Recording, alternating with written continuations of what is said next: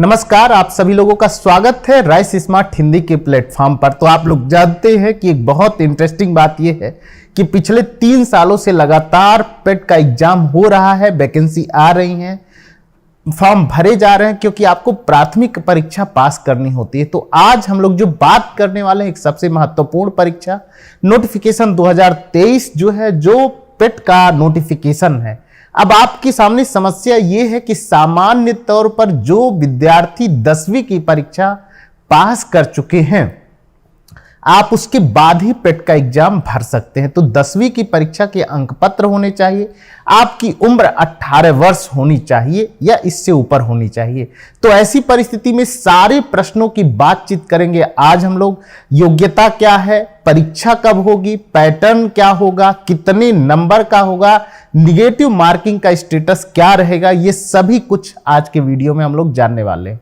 तो बने रहिए, राइस स्मार्ट हिंदी के प्लेटफॉर्म के चैनल को सब्सक्राइब कर लीजिए। यदि सूचना आपको अच्छी लगती है, सुयोग्य लगती है या आपकी परीक्षा आपके तैयारी में एक नया कदम शामिल करती है तो आप इसे और ग्रुप में भी शेयर कर सकते हैं। तो चलिए, सबसे पहले उत्तर प्रदेश अधीनस्थ सेवा चयन आयोग लखनऊ के द्वारा जारी हुआ है ये नोटिफिकेशन। इस नोटिफिकेशन में जो सबसे इंपॉर्टेंट बात है, जो पिछले 3 सालों का एक पैटर्न हम लोग दे रहे हैं, इसे प्राइमरी एलिजिबिलिटी टेस्ट कहते हैं, प्रीलिमिनरी है ना, प्रारंभिक अर्हता परीक्षा इसे हिंदी में कहते हैं। मतलब कि यह एक प्रारंभिक परीक्षा है जिसका स्कोर कार्ड जारी होने के बाद यूपी में जो वैकेंसी आएंगी उनका फॉर्म अप्लाई कर सकते हैं। लेकिन अब जैसे यूपी पुलिस का वैकेंसी आप इससे नहीं भर सकते, या जो अपर अच्छे लेवल की नौकरी है वो भी नहीं, लेकिन ग्रेड सी की जो नौकरी है, तो इन सब की जानकारी हम लोग करेंगे। विज्ञापन की तिथि है 1/8/2023 को इसका नोटिफिकेशन आया है। आवेदन भरने की जो तिथि शुरू हो रही है वो 1/8/2023 से लेकर के 30/8/2023 तक। तो सबसे पहले जो विद्यार्थी 10वीं की परीक्षा पास कर चुके हैं और सरकारी नौकरी की आकांक्षा रखते हैं, ऐसे विद्यार्थी ये 2 डेट आपस में याद रखें। 1 तारीख से लेकर के मतलब 30 दिन का समय है फॉर्म भरने का। तो 30 दिन के अंदर आपको फॉर्म भर लेना है, फीस जमा कर लेना है, प्रिंट आउट ले लेना है। सारे जो अगर कहीं आपके फॉर्म में कोई गलती हो जाती है तो 6/9/2023 तक मतलब 6 दिन आप इसको करेक्शन करके फिर इसका प्रिंट आउट ले सकते हैं। तो ऐसी परिस्थिति में पहले पेज पर जो सूचना है नोटिफिकेशन की वो आपको मैं दे दे रहा हूं। दूसरा क्या है, देखिए इसमें विशेष कथन क्या है कि जो बच्चे, अब जो जानने वाली बात है कि इस आवेदन को आप जो डेट है वही बातें यहां लिखी जा रही। महत्वपूर्ण क्या है, जैसे इसका पाठ्यक्रम क्या है, इसके बारे में भी हम लोग जानेंगे। आप कह रहा है कि 6/9/2023 तक अनिवार्य रूप से, है ना, मतलब जो तिथि है उसमें कोई परिवर्तन नहीं है। ऑनलाइन फॉर्म ही भरे जाएंगे, ऑफलाइन या किसी और तरीके की कोई बातचीत नहीं है। जो और सूचनाएं हैं, अब देखिए पहली जो सूचना है कि उत्तर प्रदेश शासन द्वारा कार्मिक अनुभाग 3 के शासन आदेश देखो 1103/47/3 का जो 2020 में आया था, समूह ग, अब देखो ये कह रहा है कि 20 नवंबर 2020 द्वारा समूह ग के पदों हेतु द्विस्तरीय परीक्षा प्रणाली। तो देखो कह रहा है यह प्रारंभिक परीक्षा हो जाएगी और यह परीक्षा पास करने के बाद, इसका स्कोर कार्ड पास करने के बाद, प्राप्त करने के बाद आप क्या करेंगे कि आप द्वितीय स्तर की परीक्षा, मेंस की परीक्षा दे पाएंगे। ये बात कह रहा है कि यदि आप समूह ग की नौकरी करना चाहते हैं तो जो भी उत्तर प्रदेश सरकार के द्वारा नौकरी आएगी, जो संख्या होगी, उसके आधार पर जो आपका पेट का जो फॉर्म अप्लाई करेंगे उसका जब रिजल्ट आएगा उस स्कोर से आपको बातचीत करना है। तो 20/2/2020 के पश्चात, देखो यहां क्या है, 2020 के पश्चात समूह ग के समस्त चयन हेतु, मतलब अब देखो इसमें सीधे सीधे कह रहा है कि समूह ग की जो भी वैकेंसी भरी जाएगी वह किसके द्वारा भरी जाएगी, पेट एग्जाम को प्रारंभिक परीक्षा के तौर पे माना जाएगा। इतनी सी बात है। अब हमारे कुछ विद्यार्थी पहले से ये फॉर्म भर चुके होंगे, तो उनके लिए सारा इंफॉर्मेशन डालने की जरूरत नहीं है। वो पुराने वाले रजिस्ट्रेशन के नंबर को डाल करके रिन्यू करके फीस जमा कर सकते हैं। एक बात ये है, देखो मेरे विद्यार्थियों, सबसे महत्वपूर्ण बात है कि पेट की एग्जाम में यदि आप बैठते हैं तो आपको जो कंपटीशन है वो पता चलता है। दूसरा, नौकरी के लिए जो प्रारंभिक परीक्षा है, क्योंकि यह साल भर मान्य होती है, जो उस दौरान वैकेंसी आएगी उसी का मेंस आप उसमें बैठ सकते हैं। तो इस प्रकार यह पिछले 3 सालों से लगातार चल रही है। जो 2020 का था वो जून में हुआ था, उसके बाद जो हमारा पेपर हुआ था, मतलब एक हुआ था मई में, है ना, जून 2020 मई में हुआ था पेट का पहली बार, दूसरी बार हुआ था 2022 में जुलाई में हुआ था, और इस बार जो है 2023 अगस्त में आया है। तो एक एक महीना करके जो फॉर्म आ रहा है, नोटिफिकेशन जो आ रहा है, वो वन मंथ करके लेट करके आ रहा है। लेकिन हम ये देख सकते हैं, निश्चित समय पर रिजल्ट आ जाता है, निश्चित समय पे परीक्षा हो जाती है। और जो पिछली परीक्षा का डेट था उसमें देखो 2.5 से लेकर के 3 महीने तक का समय था। इन दोनों परीक्षाओं में 2 से लेके, है ना, 2.5 महीने का, 3 महीने का। तो इस बार यदि 1 अगस्त को नोटिफिकेशन आया है तो अगस्त, सितंबर, अक्टूबर के लास्ट वीक में आपके मन में जो प्रश्न आ रहा होगा, अक्टूबर के लास्ट में परीक्षा होने की संभावना है। अब कह रहा, देखिए आपको कहां से परीक्षा फॉर्म अप्लाई करना है, तो ये देखो वेबसाइट दिया हुआ है HPPP, उसके बाद देखो UPSSC GOV, और इन पर जा करके लॉग इन कर से आवेदन कर सकते हैं।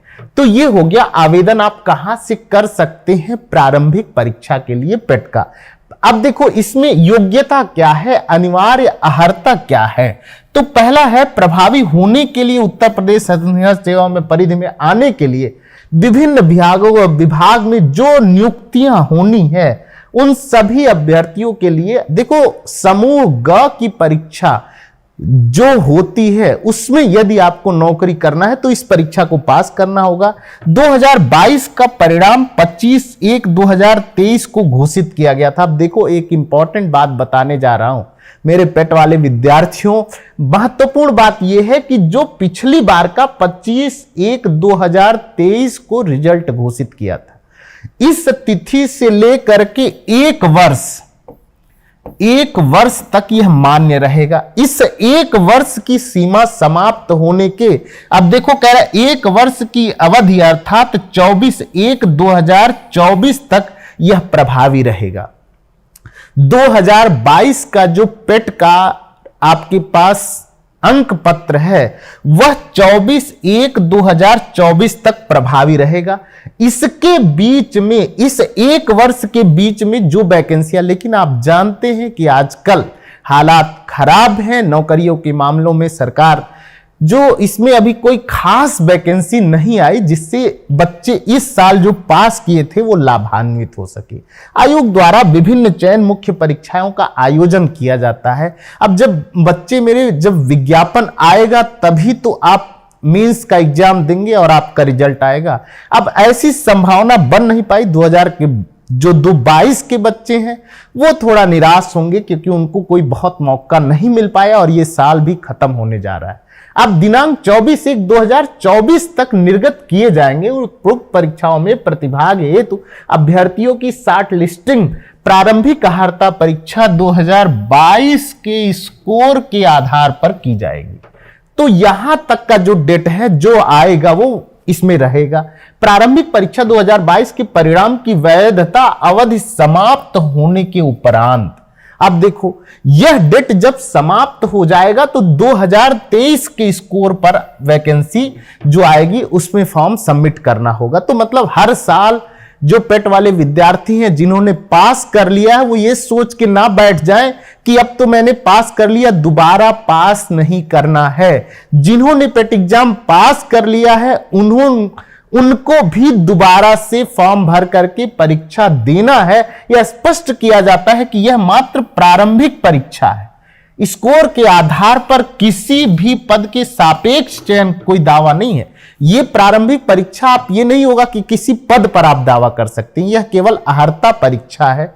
अब देखो कौन कौन से पद आएंगे। देखो कह रहा है कि ख ग के ऐसे समस्त सीधी भर्ती वाले पद के संबंध में जिसमें सचिवालय के पद भी होंगे और राज्य सरकार द्वारा स्थापित नियंत्रित बोर्ड या किसी निगम अन्य कानूनी निकायों में ग के लिए भर्ती लागू होंगे। तो देखो भैया, जो पास करेगा वो ख और ग सचिवालय तक में भी जो पोस्ट हैं, जो कुछ अच्छी पोस्ट हैं, जिसे आप सामान्य तौर पे विभिन्न संस्थाओं में जो बाबू बैठते हैं ना, कुछ उस तरह की फीलिंग वाली नौकरी इससे मिलती है।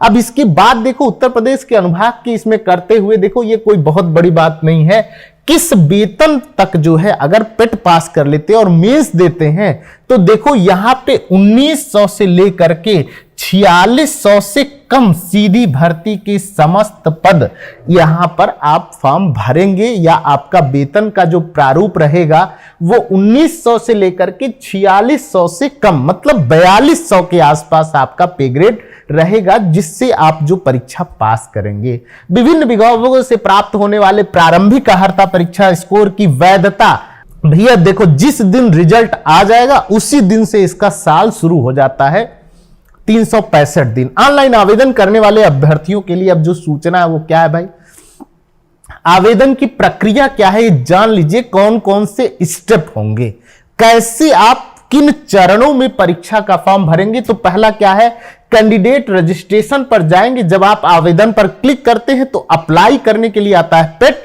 और पेट के ऊपर आप रजिस्ट्रेशन लिखते हैं। दूसरा है फोटो और हस्ताक्षर अपलोड करना। अब देखो भैया यहां पे जेपीजी या जो भी आप डाउनलोड करते हैं और उसको अपलोड करते हैं, वहां पे फोटो और हस्ताक्षर आपका स्पष्ट होना चाहिए, सही होना चाहिए, हाथ मुंह नाक जीभ त्वचा सब सही आनी चाहिए। फॉर्म शेष विवरण भरा जाना, उसके बाद जो देखो पूरे फॉर्म को भरना, अपना फोटो और सिग्नेचर अपलोड करने के बाद फीस भुगतान करके एप्लीकेशन सबमिट करना, और उसके बाद अंतिम जो चरण है प्रिंट आउट लेना। देखो किसी भी नोटिफिकेशन में आप जो फॉर्म भर रहे हैं उसका हार्ड कॉपी प्रिंट आउट भी निकाल लेना आवश्यक है, जिससे आपका अगला रजिस्ट्रेशन, आपका नंबर, कोई इंफॉर्मेशन आता है तो उससे आप मैच कर पाइए। अब देखो अभ्यर्थियों को जो बहुत सारा विषय है, मतलब कि किस वेबसाइट पे जाकर के नियमावली में, ये सब बहुत आवश्यक नहीं है आपके लिए। अब देखो कैंडिडेट रजिस्ट्रेशन में क्या है, आपका नाम, पिता या पति का नाम, उत्तर प्रदेश के निवासी होने का विवरण, तो मतलब आपका निवास प्रमाण पत्र भी सही होना चाहिए, श्रेणी सही होना चाहिए, जन्मतिथि, लिंग, वैवाहिक स्थिति, संपर्क हेतु मोबाइल नंबर, ईमेल नंबर, पता, अनिवार्य शैक्षिक अर्हता, योग्यता जो भी हो वो आप डाल सकी। तो देखो मेरे बच्चे, इसमें कोई गलती मत करना।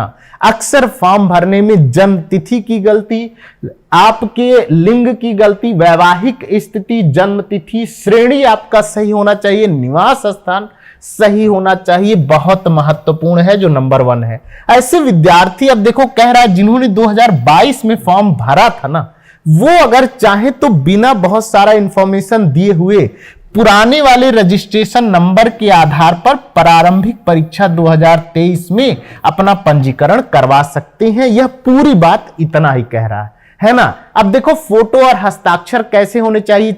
चेहरे की छवि जो है स्पष्ट होनी चाहिए, चेहरे पर अत्यधिक चमक या छाया नहीं होनी चाहिए, ठुड्डी जो है सिरोरेखा साफ होनी चाहिए। अब देखो ये वाली बात ऐसे नहीं होनी चाहिए, कई लोग जो फोटो खिंचाते हैं फोटो ऐसे खिंचा लेते हैं, ऐसे नहीं, ठुड्डी एकदम सामने होनी चाहिए, 90 डिग्री का कोण है ना।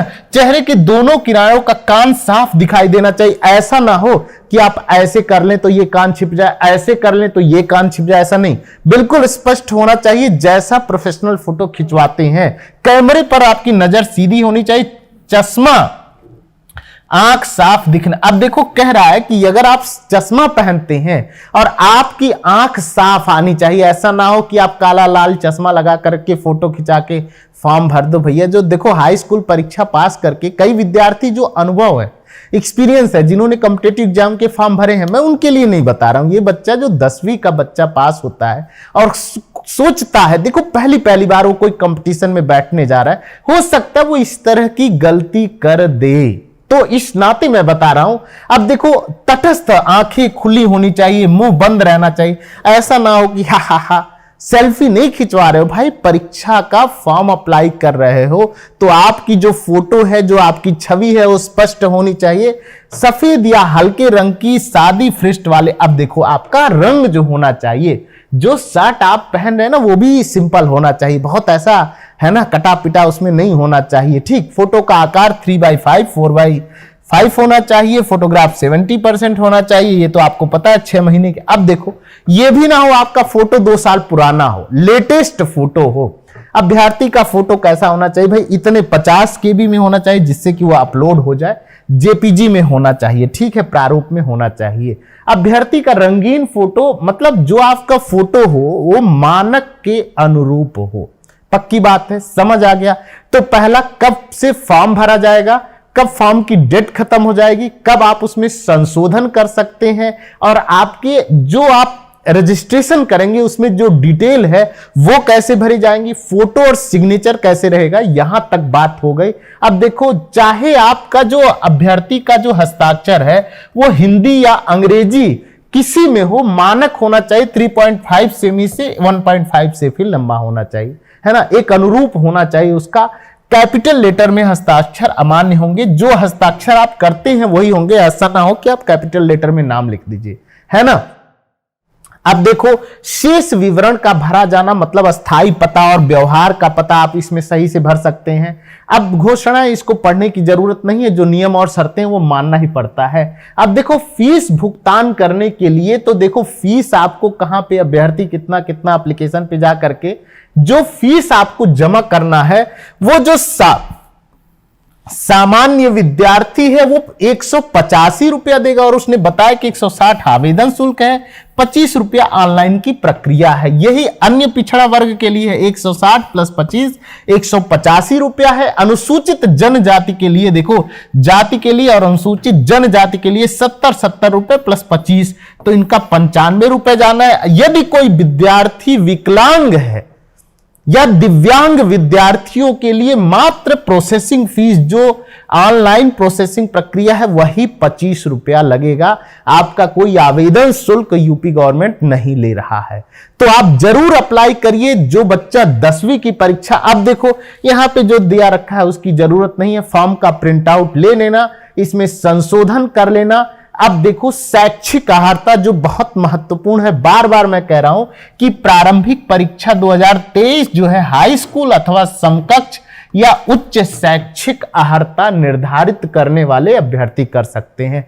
इतना ही कह रहा हूं कि पेट के एग्जाम के लिए जो 10वीं की परीक्षा पास हो या उससे ऊपर जितनी भी आपकी शैक्षिक योग्यता है, सभी को फॉर्म में आप मेंशन करिए। आपका जो फॉर्म है वो 10वीं की अर्हता के आधार पर होगा, और एग्जाम का जो लेवल भी होगा, यही स्पष्ट हो जा रहा है कि वो 10वीं और 12वीं का जो एनसीईआरटी की मानकता है ना, उसको ही माना जाएगा। क्योंकि आपको ये क्या है, इस परीक्षा को, अब देखो उल्लेख है कि जो भी विभाग आएंगे, देखो हाई स्कूल अथवा इसके समकक्ष किसी से कम अनिवार्य अर्हता ऐसे पद जो आयोग की परिधि में आते हैं, यदि उनका अधिचयन प्राप्त होता है तो उसके संबंध में आयोग के निर्णय के अनुसार अलग से कौशल परीक्षा या होगी। तो देखो, जो पेट है ना, वो जिन परीक्षाओं के लिए, उन्हीं परीक्षाओं के लिए है। ये नहीं है कि आप ये पेट पास कर लीजिए, किसी भी परीक्षा के लिए अप्लाई कर दीजिए, ऐसा इन्होंने साफ साफ कहा हुआ है।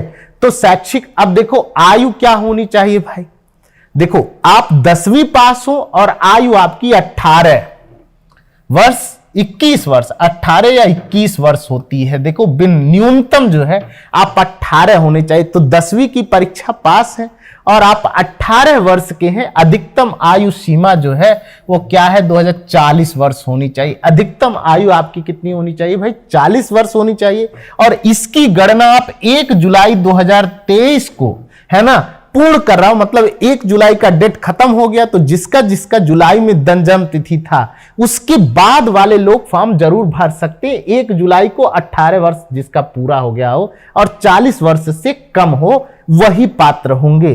तो ये बात हो गई आपकी शैक्षिक योग्यता की और आपकी आयु की। तो डेट कब है, आयु क्या है और आपकी क्वालिफिकेशन क्या है, इसके बाद आरक्षण जैसा यूपी में मिलता है वैसा ही रहेगा।